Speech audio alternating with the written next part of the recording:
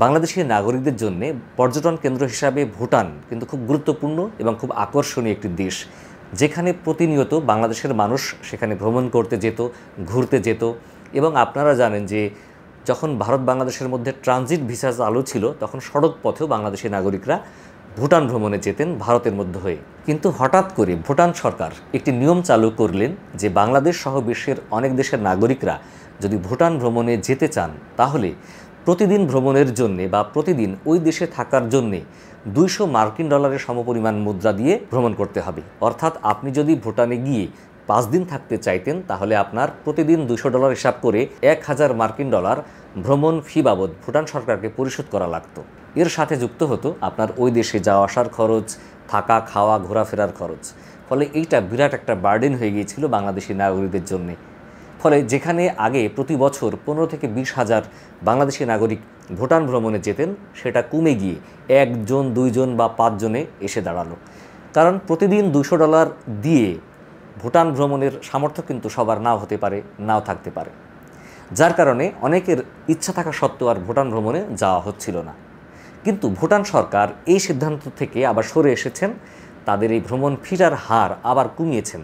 চলতি মাস থেকে ভুটান ভ্রমণের ফিটা প্রতিদিন ভ্রমণের জন্য $200 থেকে কমিয়ে $15 নিয়ে আসা হয়েছে। ফলে এখন যারা ভ্রমণ করতে যাবেন তাদের জন্য তুলনামূলক সহজ হলো ভুটান ভ্রমণের জন্যে। এখন $15 হয়তো এই মুদ্রার এক্সচেঞ্জ বা বিনিময়ের হারের উপর নির্ভর করে বা পার্থক্য হয়ে হয়তো 2000-এর আশেপাশে পার ডে খরচটা থাকবে। ফলে আপনারা এখন 5 দিনের জন্য গেলে ম্যাক্সিমাম $10,000 আপনাদের ভ্রমণ ফি ভুটান সরকারকে পরিশোধ করতে হবে, যা অনেকের কাছে অ্যাফোর্ডেবল হতে পারে। তো এই বিষয়ে বাংলাদেশের অনেকগুলো দৈনিক পত্রিকা বা অনলাইন ভিত্তিক পত্রিকাগুলো সংবাদ প্রকাশ করেছে। আমরা এখন সেই পত্রিকাতে কি বলা হচ্ছে, সেখানে কি বিজ্ঞপ্তি দেওয়া হয়েছে, আমরা একটু দেখে নেওয়ার চেষ্টা করব। এ বিষয়ে RTVর অনলাইন ভিত্তিক পত্রিকাতে বলা হচ্ছে, বাংলাদেশিদের জন্য ভ্রমণ ফি কমালো ভুটান। বক্তব্যে বলা হচ্ছে, বাংলাদেশি পর্যটকদের জন্য ভ্রমণ ফি কমালো ভুটান। দেশটি ভ্রমণে এখন থেকে প্রতিদিন বাংলাদেশিদের $15 ফি দিতে হবে, যা আগে ছিল $200। সোমবার 3রা জুন ভুটানের পর্যটন বিভাগের বরাত দিয়ে এ তথ্য জানিয়েছে পররাষ্ট্র মন্ত্রণালয়। পররাষ্ট্র মন্ত্রণালয় জানায়, ভুটান সরকারের পর্যটন বিভাগ জানিয়েছে দেশটি বাংলাদেশি পর্যটকদের জন্য নীতি সংশোধন করেছে।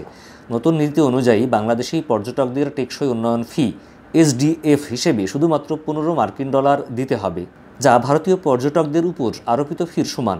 নতুন ফি জুন মাসের 2 তারিখ থেকে কার্যকর করা হয়েছে।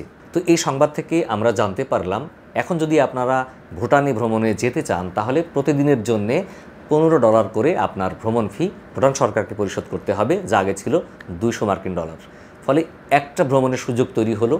কিন্তু এখনও পর্যন্ত বাংলাদেশি নাগরিকদের জন্য ভারত ট্রানজিট ভিসা দেওয়া বন্ধই রেখেছেন, যেটা করোনাকালীন সময়ে বন্ধ হয়ে গিয়েছিল। ফলে আপনারা সড়ক পথে নেপাল বা ভুটানে যদি যেতে চান বা আগে যাওয়ার যে সুযোগ ছিল সেটা হচ্ছে না, সেটা এখনও বন্ধই থাকছে। যখন ভারত সরকার আবার ট্রানজিট ভিসা চালু করবেন, তখন আপনারা সড়ক পথে পূর্বের মতো অবশ্যই নেপাল এবং ভুটান যেতে পারবেন।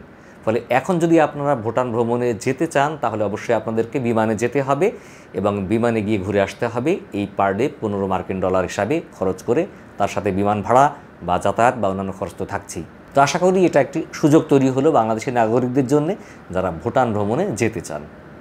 এই তথ্যসূত্রের লিঙ্ক থাকবে ডিসক্রিপশনে, সেখান থেকে আপনারা আরও বিস্তারিত দেখেও নিতে পারবেন। তো বন্ধুরা, আজকে পর্যন্তই। দেখা হবে পরবর্তীতে আবার অন্য কোনো বিষয় নিয়ে। ততদিন ভালো থাকবেন। আর আমাদের চ্যানেলের সাথে থাকার জন্য অবশ্যই আমাদের চ্যানেলকে সাবস্ক্রাইব করবেন।